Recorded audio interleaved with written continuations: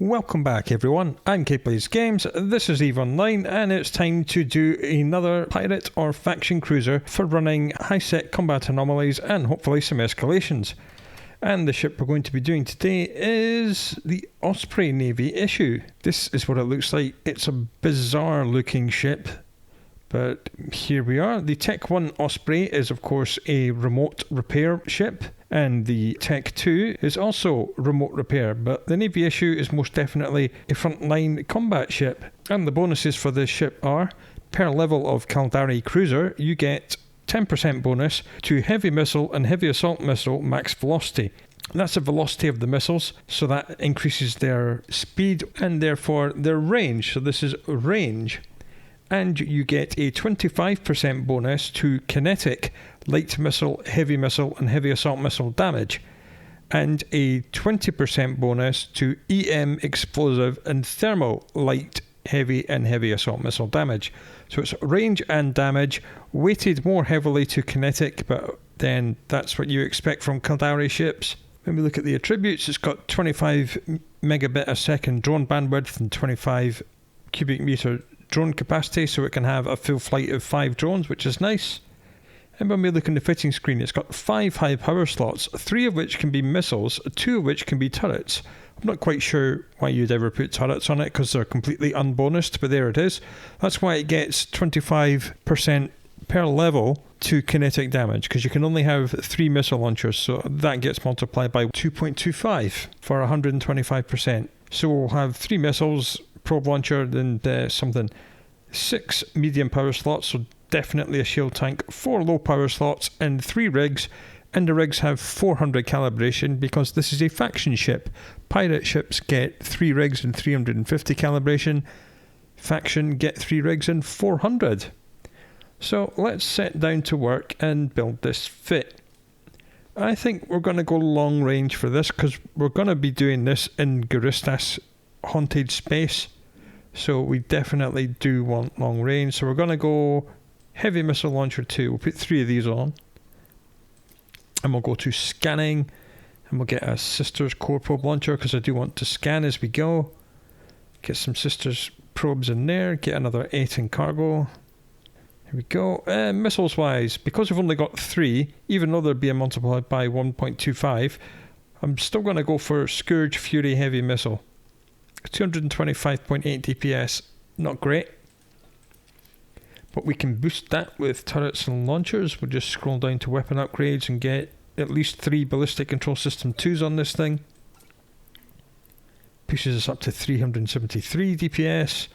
And we'll throw on some drones, which will of course be light drones, and they'll be Caldari Navy Hornets. A, because they fire nothing but kinetic damage, and that's the perfect damage type we're going to be needing.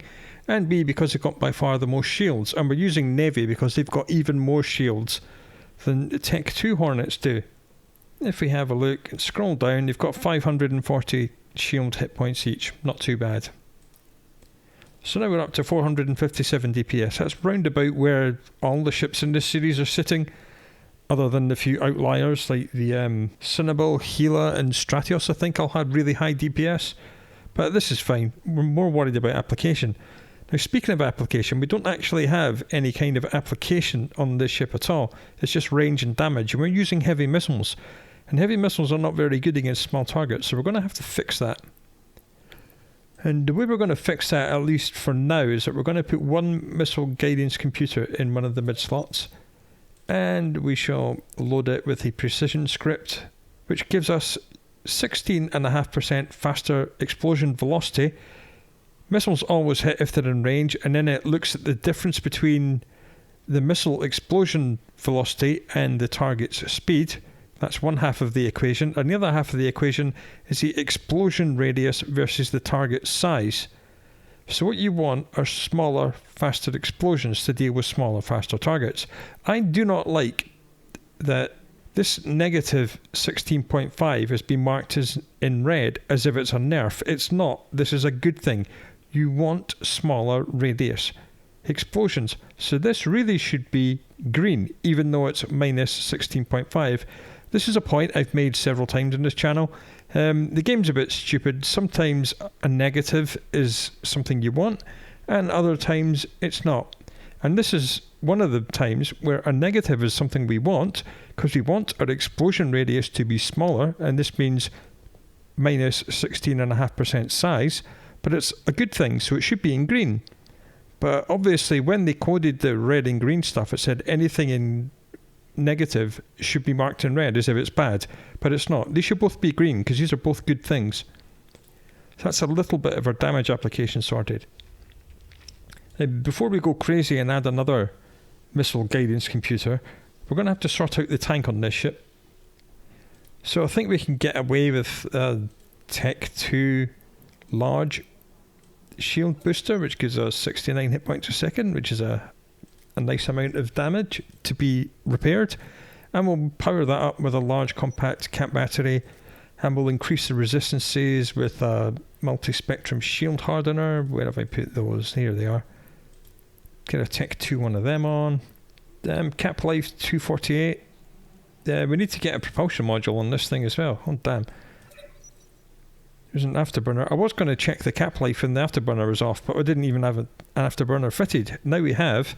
Now it's turned off. Still only 2 minutes 48. That's not good enough. If you're going to be going from site to site to site, we need a lot more cap. Let's do a capacitor recharger in the final mid slot. And the low slot will be a cap flux coil. Just stable, and only just at 32.8%. And that is just with the shield booster off. Listen, because we're an active shield tank, we're going to need the shield booster to be on all the time. Our resistances are not great at 33, 46, 16, 67, but most of the time the enemies we're going to be fighting are Guristas, and most of them do mostly kinetic with a little bit of thermal, so 1646 should be alright. For fighting drones usually do EM and thermal, so 3346 not great. But as I said, we're here for Guristas. But we are going to be warping around from site to site an awful lot, and from system to system, and warping costs capacitor. And when we're doing the 4 of 10, if we're lucky enough to get one, I want cap to last longer than 6 minutes 48. So I'm going to do a cap rig on this thing. Tech 1 cap control.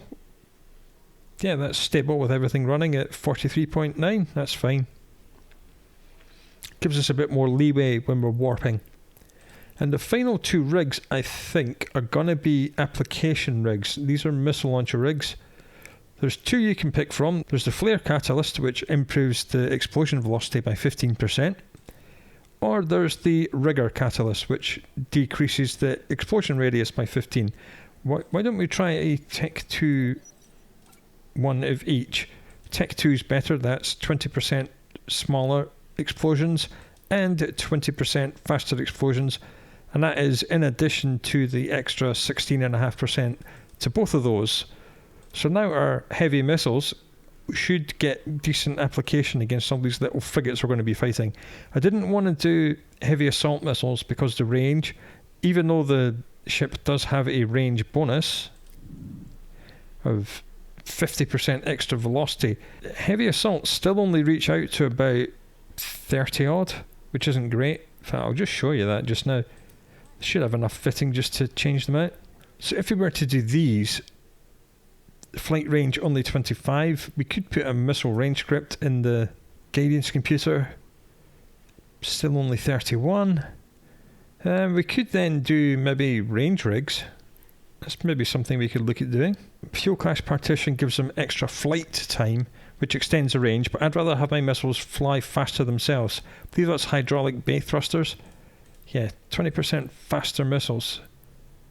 Can we get Tech 2 hydraulic bay thrusters? Looks like we can. And that puts the... interesting. That puts the range all the way out to 42. But we've lost all the application because we've exchanged it for range. But we have got a lot more DPS. If we show info on the missile itself, and we'll just write down somewhere that the explosion velocity is 130 and the explosion radius is 161. When we go back to the heavy missile, Explosion velocity is 146 and the explosion radius is 123. So because of all the application stuff we've done, these heavy missiles are actually applying better than the heavy assault, even though we're doing considerably less DPS. So what is our missile DPS? 373 as opposed to 540. Oh, that's a big difference. So now we have a decision to make, because that's 45% more damage, a lot less range, and the difference in application is not all that much. With the application rigs and the application script, the heavy missiles were getting 146 explosion velocity, which isn't that much faster than this, and the explosion radius was 123, which is quite a lot smaller. So what if we did an application script in this and left it as range rigs? The range drops down to 36. Is that too short? I'm just thinking for the 4 of 10, when you warp into the final room, the big telescope's around 45, but I suppose we could just orbit it at 36 because we are cap stable with everything running. So how does that change our application? Now the explosion velocity on these is 152, which is faster than the 146 of the heavy missiles, and the explosion radius is 134, only slightly larger than the heavy missiles. So I think perhaps this is the best setup for this particular ship fit we're going for. It's got crap ton of damage. Again, thinking forward to the 4 out of 10, there's a lot of cruisers to get rid of, and obviously the big telescope at the end is going to need smashing. And because when we mouse over each of our missiles, each missile does 607 kinetic damage. If we can apply those quite well to frigates, I'll be able to split my fire, one missile launcher on each frigate, and just murder everything. So I think we're going to try it like this. If it doesn't work, then we can just swap back to heavy missiles, and that's just no problem. Well, the main problem is having to change the rigs. That's a bit of an ouch. But I think we'll try it like this at the start, and we'll see how we get on. So I shall go and purchase this. We'll have a look at what the ship looks like, see if we've got any skins, and then I'll pick a constellation and we'll go and have some fun.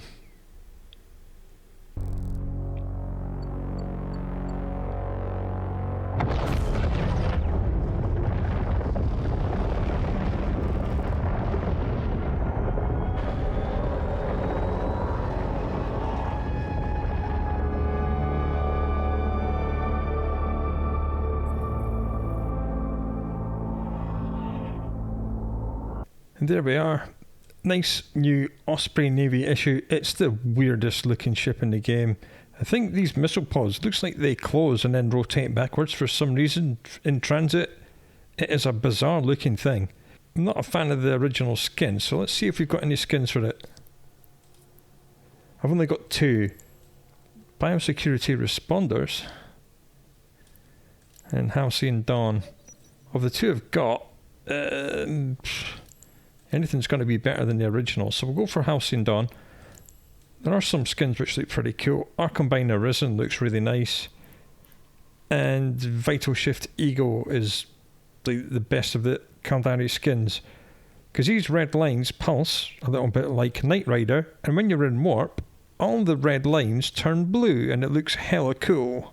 But unfortunately it costs like 1.5 billion-esque. I mean, I like you guys, but not that much.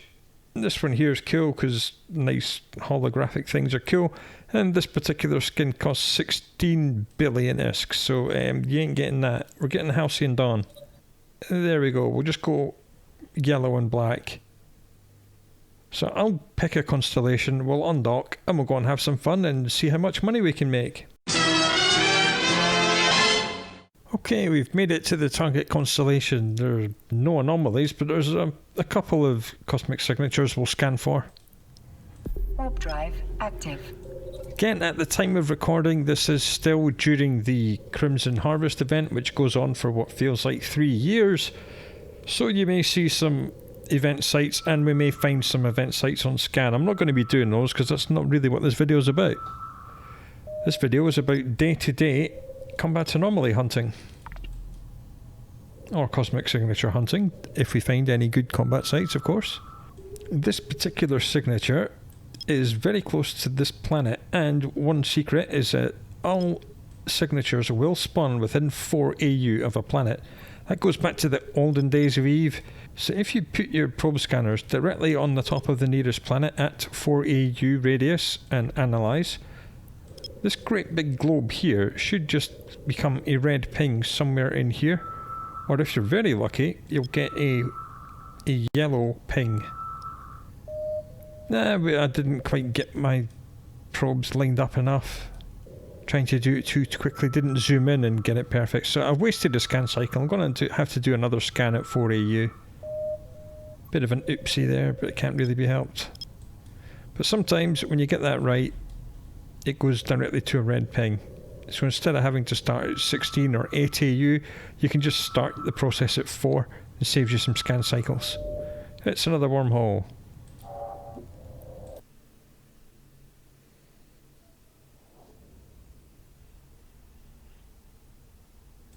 You join me after a very frustrating time in the first constellation. There was nothing there, literally found nothing. I've made a couple of changes to the ship. As you can see, I did actually spend some plex and I bought the Vital Shift Ego skin just to try and cheer myself up, and because changing skins sometimes gives you better luck, and that's my story and I'm sticking to it. Let's see what this other constellation has for us. The other change I made to the ship was that I removed the capacitor rig and I put a medium targeting system subcontroller 1 on it. This will give us 20% scan resolution for targeting things faster. Now, it does mean the cap is only just about stable with the afterburner off. With the afterburner on, 6 minutes 48. As we know from previous videos, that is long enough to run the entire 4 out of 10 site, and that's all it needs to do. So let's see what we can find in this constellation, shall we? Warp drive active. Oh my god, we've actually found a refuge. See, red lines turn blue. Vital Shift Ego, best skin in the game. So let's turn everything on because we're cap stable just with everything off. As we said before, there is a myth about these two gun towers, and the myth is if you leave them alone then it increases the chance of a commander or an escalation. This is complete bullshit. I have tested this with many thousands of sites and spreadsheeted it, whether or not I killed the gun towers and whether or not I got a commander or an escalation. It turns out it makes no difference at all. The results of the spreadsheet says that there is always a 5% chance and only a 5% chance of a commander or an escalation, no matter what you do with these gun towers. And we failed the targeting there because this little bugger jammed us. Jamming is a taunt, which is why we were only able to target him. But it looks like the application rigs we've put on this ship are doing the job because we're smashing things. 2 shots, so 3 shots isn't great. Here's a bigger, slower destroyer, so this should take maybe 2 shots to kill, maybe 3. We'll find out. There's 1, 2, 3. Yeah, 3 shots. We know we've got a large shield booster, so I don't have to worry about taking out the turrets or even moving. We can just sit here and face tank. We're repairing 69 hit points a second and we've got decent kinetic resist. Well, that was nothing. Warp drive active. And away we go. Warp drive active. Right, and now we have a hideaway to do, so let's go and do that. And this is the short range hideaway. Hideaway comes in 2 flavours. One of them drops you about 30, this one drops you about 12 to 15. But we were fine because even our short range heavy assault missiles still reach out to 36. Thanks to the range bonus from this lovely little ship. There we go, one shot of these guys. Yeah, I'm wasting some missile cycles, but I don't really care. I'm rich, I can afford the Tech 2 missiles. Because unlike unlike turrets, missiles do actually have a flight time, and it's very possible if you're firing at longer ranges, or if you've got a fast cycle time like we have, to have 2 or 3 flights of missiles en route to the target. Like that one there, that's just wasted missile. The target was dead by the time it got there. And as I said, I don't care. I can afford to lose a couple of missiles on each target. Don't care. It's no different to your turret shots missing. That's a waste of ammo as well. Or a poor quality grazes or glances off. Well, no commander and nothing there, but Warp drive. I'm assuming the runtime was pretty good. Because this thing's missiles hit really hard.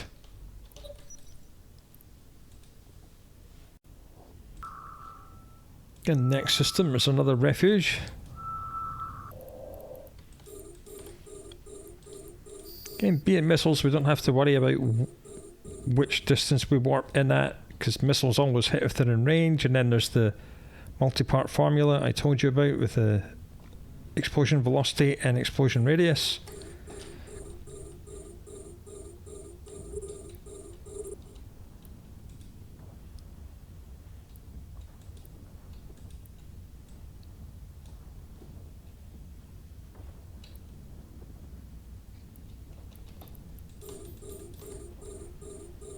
I haven't even put my drones out because I haven't had to. Just no need.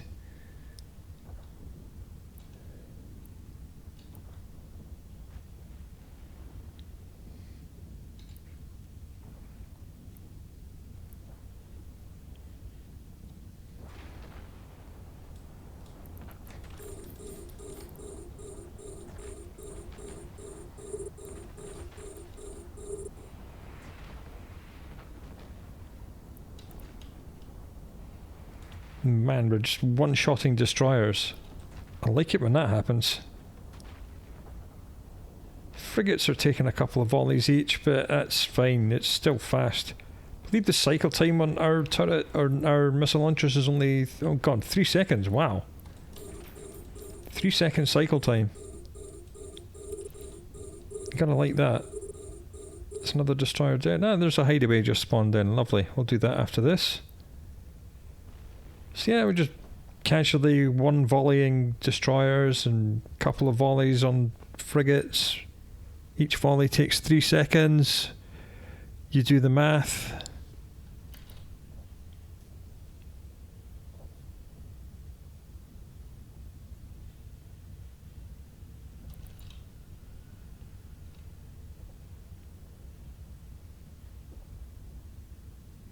Yay! That's a 4 out of 10 escalation. Outstanding.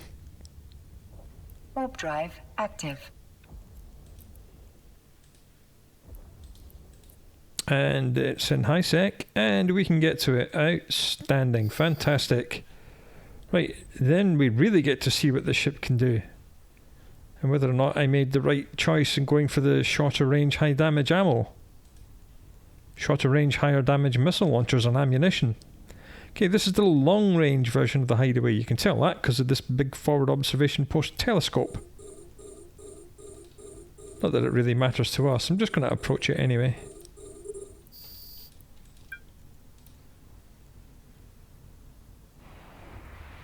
Just in case a commander spawns, I want to be close enough to pick up his wreck. And again, it doesn't matter if we fight at range or up close, because missiles, range is immaterial in missiles. Yeah, that guy's dead. We could do some math. Oh, not on that guy, because he just died instantly.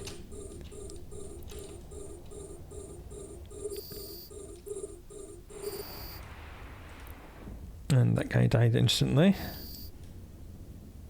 And that guy died instantly. Okay, these guys only need 55. Only got 55 hit points. Boom, dead.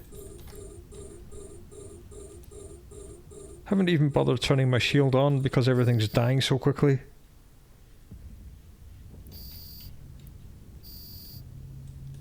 There's a case for not turning on the shield booster until we hit half shields. Warp drive active. Might just do that considering we have removed the cap control circuit rig. But the target lock time doesn't seem too bad either. We're not wasting too much time targeting things. Everything's dying nice and fast. Happy days. And we found another hideaway, so let's go and have a look. Slim pickings today. One constellation with nothing in it. This one with a little bit in it, but we managed to get an escalation out of one of the few sites we have found. But it seems to be acquitting itself well, this fit. What is our target lock time? 5 seconds? Ugh. Not great.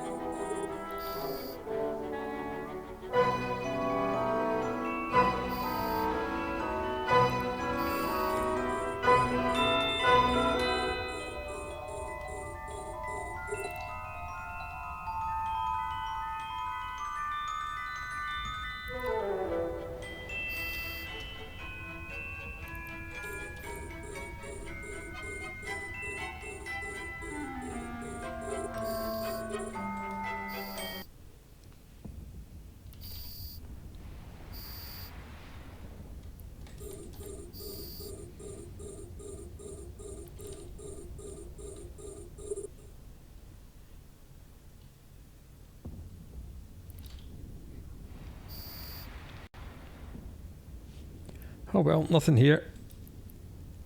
Warp drive active.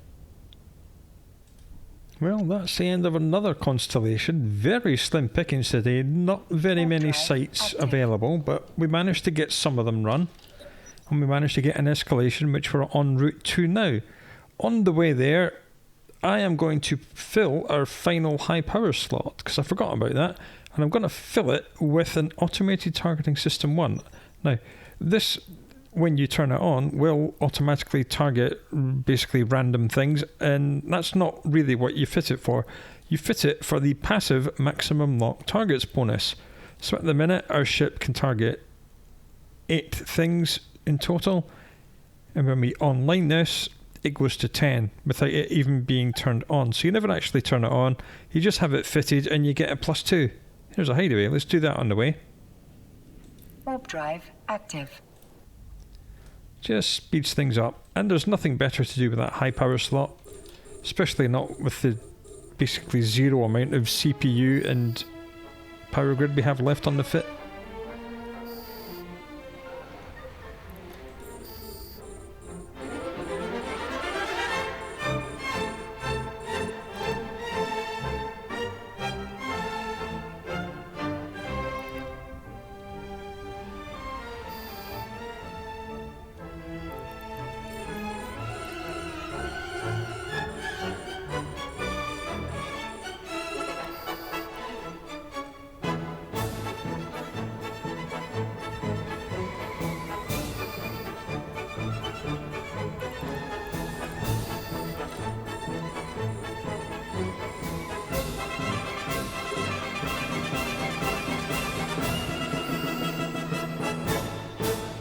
And nothing. Oh well. Warp drive active. Just one jump away from the escalation site and we found another refuge, so let's go and clear that. And I did manage to find an auto-targeting system 1 on the way for cheap. It's like 50,000 ISK or something. We do actually have enough CPU on this fit somehow to fit a Tech 2 auto-targeting system, which would give us +3 targets and put us all the way up to 11, but that was like 4 or 5 jumps away, so I couldn't be bothered. But it will fit.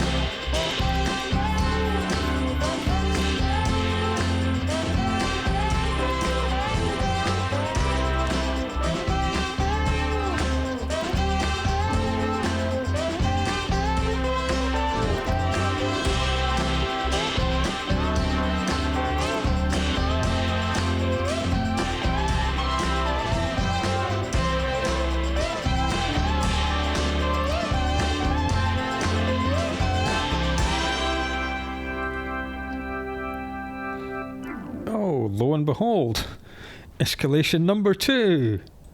Nice. Warp drive active. There's that one. It's in low sec, right? Yeah, I'll say no thank you to that. I've got better things to do. And we're in the escalation system, and there's another refuge to do, so we'll just do that, and then we'll do the 4 out of 10.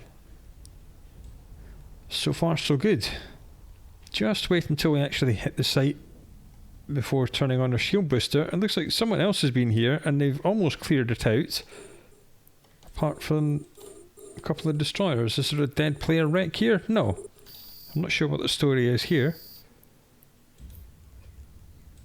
You can investigate a wreck.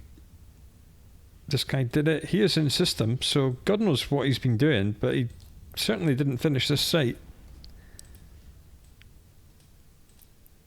Warp drive Speaking of sites, let's go and do this 4 out of 10. If you've seen this channel before, you'll know it's 2 rooms. First room you have to do a full clear. There is a boss in the first room that does drop an Overseer's personal effect.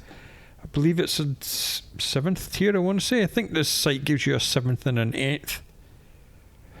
But the boss also has a chance to drop faction or dead space modules very rarely, very, very rarely. And the second room just has a giant telescope and lots of defenders, warp drive with the telescope being the boss that you need to kill, and that drops between 0 and 6 dead space and faction modules, some of which can be worth multi-hundreds of millions. We've never found any hundreds of millions all the way through this series, but it does happen. Right, hold control, draw a big box, just target lock as much as we can. Not that supply canister. Let's just smash the cruisers. Spit the drones out. They can go and play with the frigates.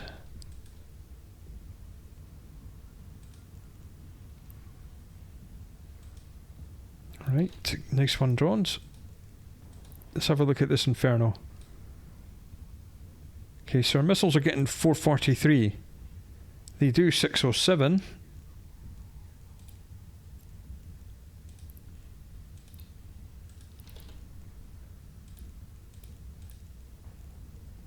Four, 443 out of 607 is 72% damage, which means it must have had 18% kinetic resist. So yeah, application perfect. Do this Inferno next. Have a look at his resistances, 27%. So we can expect the missiles. It's 381. 381 out of 607.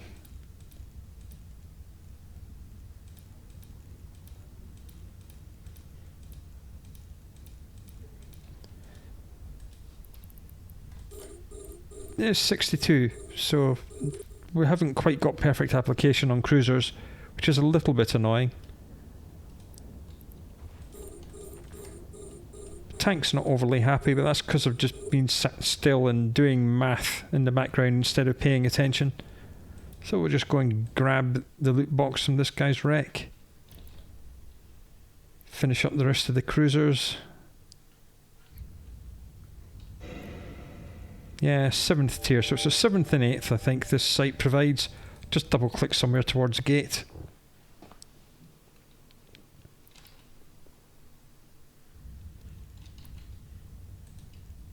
If we did have perfect application on these guys, we're doing what, 449? 432. 607 multiplied by 0.74. Yeah, 449. We're only doing 393, so we're not quite perfect application, but we're decent enough. And we're not having any trouble killing things, that's for sure. Tank is just absolutely stabilised. As soon as we started moving, the damage just fell off, and the fact that I killed everything also helps. That's 2 ways to mitigate damage. 1 is to have good resistances, 2 is to have good reps, 3 is to kill everything, and 4 is to move. And we're doing a mix of all 4 of them.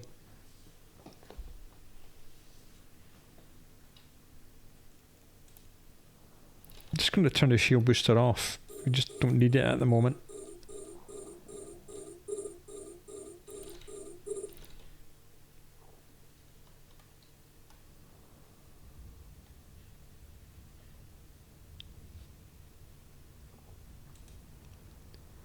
Let the drones finish this guy and bring them back.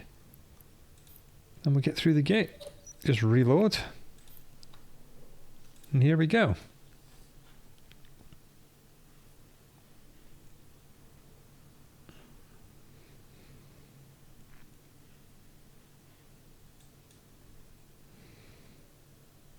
Warp drive active. So we want to orbit the telescope at around 30 kilometers.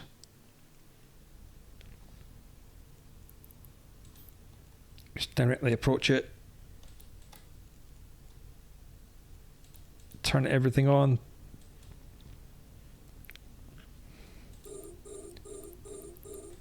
Lock up some of the frigates.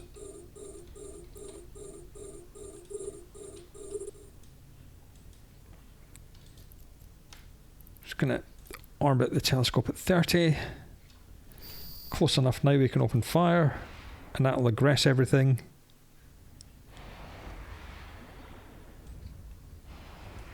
Lovely. Yeah, 607. That's literally all our damage because this must have 0 resistances. And it's huge and static, so we're just absolutely wrecking it. Which is lovely. It's a nice surprise.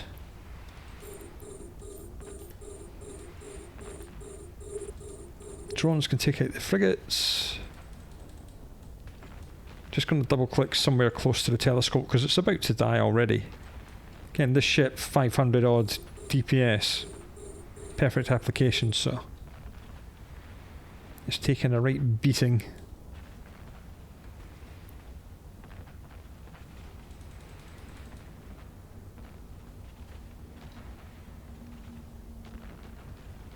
Tank's going to come under a little bit of pressure because we're getting closer to everything. That telescope's nearly dead. There it goes, it's dead. Bring the drones back in. We'll just grab this cargo and leave. Two-shotted a cruiser, lovely. And nothing but the Overseer's effect. Oh, come on, man. Just once. Active. I just want a big loot drop, just once. Oh, EVE Online be doing me dirty. But yeah, 4 of 10. No sweat. Oh, absolutely not a problem. Right, let's head back to Jita and we'll do a debrief. Made it back safe and sound. Let's do a bit of a debrief. The ship works absolutely fine. It looks unconventional. The fit was maybe a little bit unconventional. The loot was, well, it's very unconventional that you don't find anything, but it seems to be a theme for this series. We've basically found nothing in this whole series. This is the big ticket item that drops in that 4 of 10, the Pith MC type multispectrum shield hardener. It's not all that rare. It's worth about 400 million, but we have found it exactly 0 times in all of these ship fitting videos we've done. I promise you, that site does drop good things. We have just been very unlucky. The fit works fine. You could, of course, change it. The damage application wasn't exactly perfect, so feel free to remove a hydraulic bay thruster, which will put you down to about, what, 32 kilometre range? 30 kilometres. So you are losing 6 kilometres by removing one of these, but you can replace it with a rigger just to increase the damage application a little bit more. Losing a little bit of range isn't an issue. You move it 800 metres a second, so you can bring yourself into range in just a few seconds. Feel free also to take off the targeting speed rig and put the capacitor one back on so you can run everything all the time. I don't think it needs heavy missiles. It's fine with heavy assault. As we saw, absolutely demolished the cruisers and the big telescope in the 4 of 10. It's just against frigates and things like that, but it was one-shotting destroyers, so maybe you would just leave it as it is. I'm going to leave this video as it is. There's a segue for you. Come back next time, we'll probably do something different, because this was, believe it or not, the last of the faction and pirate cruisers. Unless I want to dick around with the Eden, Com and Triglavian ones, I don't think I will. Their weapon systems are both not very good. The Triglavian weapons are nice because they ramp up over time, but it takes so long to ramp up, you never actually hit your maximum DPS, especially not fighting things like frigates, and that means you're having to engage one frigate at a time because you've got one weapon. Like in refuges, you'll get 3 frigates and 3 destroyers spawn, and you'll have to kill them all one at a time with your little weapon. On the other side, on the flip side of that, are things like Skybreakers, the Edencom weapons, which are like Chain Lightning. Their top DPS is not very good. The DPS is low, but the Chain Lightning gun does hit up to 10 targets, and it hits them all for the same amount of damage. And it's all maximum damage as well. So even though it's only got like a couple of hundred DPS, it will do that to all 10 targets at the same time. Very, very good at wiping out hideaways and refuges. It just absolutely annihilates frigates and destroyers. But in the 4 of 10, destroying the cruisers, and especially the radio telescope, that'd take a while, or the Serpentis 3 of 10 with the gigantic space station, you'll be there for about 5 hours trying to destroy that with 200 DPS from your Chain Lightning gun, so that's why I've not used those. But anyway, come back for whatever we get up to next time, and until then, do look after yourself, and I'll speak to you again soon.